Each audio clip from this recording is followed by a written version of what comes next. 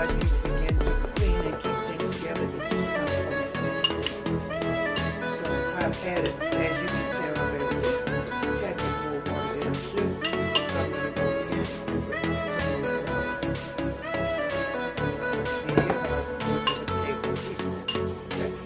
Just enough to get my dough to like it to incorporate and begin to stick together. And I'm just going to roll this all over.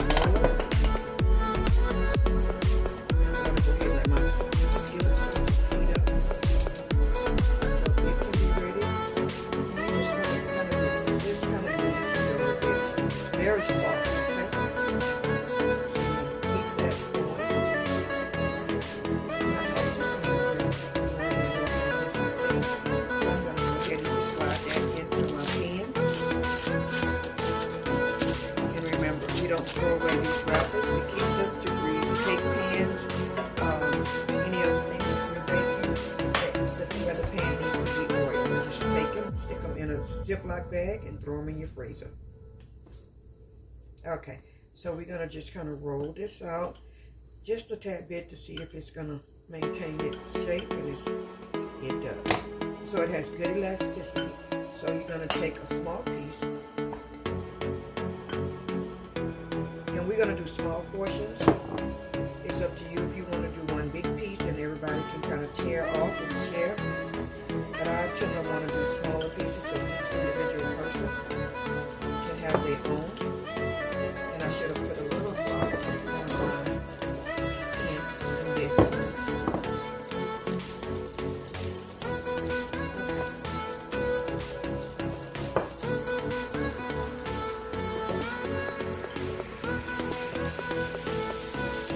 Not going to be a real pretty bread like you get in the store, but it would be a good bread. One, because it's made with your own hands. Two, you know exactly what's in your unleavened bread. Mine had a whole, so I'm just going to take a piece of dough and just incorporate it right back into that area. Now you can make these as small or as large as you want. But we like ours petite, okay?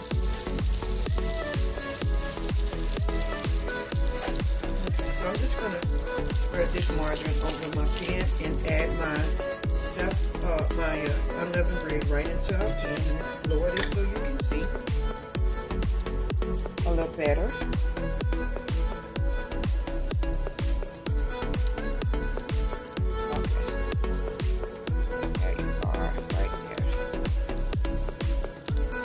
So you're going to notice it'll start to kind of bubble and rise up a little.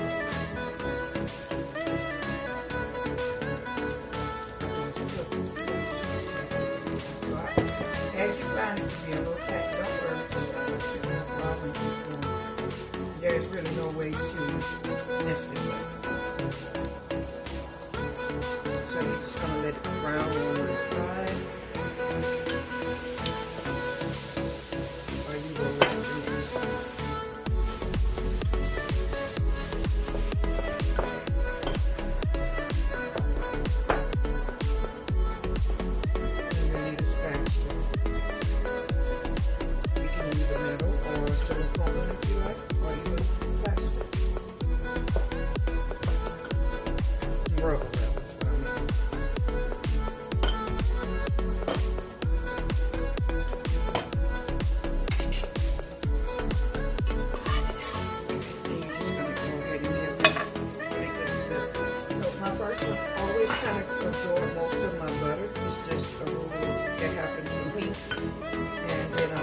ahead and put the second one right in,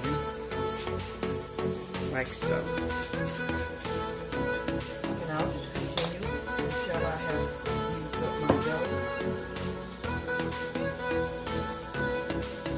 So what I'll eat my unleavened bread with is I had some ground lamb that I made a great jam gel sauce out of, or gravy.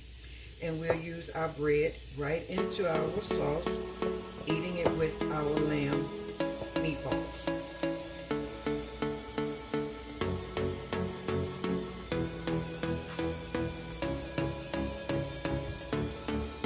And that's it. You just kind of follow this process all the way through until you have completed your dough. And then you can go ahead and lift it out and set it on a plate. It can be as brown as you like or not, but this is your unleavened bread. And I didn't get a plate to put mine on. I'm such a smart girl. Okay, but I do have a pan here, so I'm just going to drop it into the pan.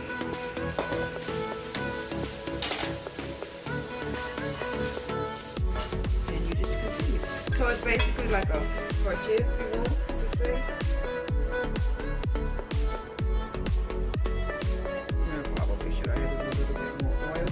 You get the idea. And this is how I make our unleavened bread. My sister happens to put hers in the oven. That's just her way of doing it. I don't do that. I just kind of throw mine up on top of the stove.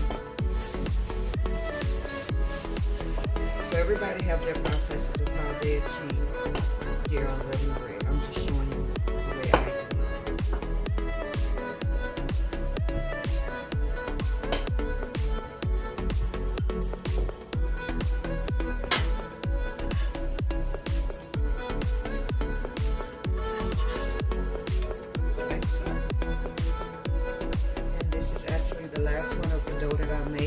Of course, I would stop here, but I just wanted to come on and show as demonstration purposes.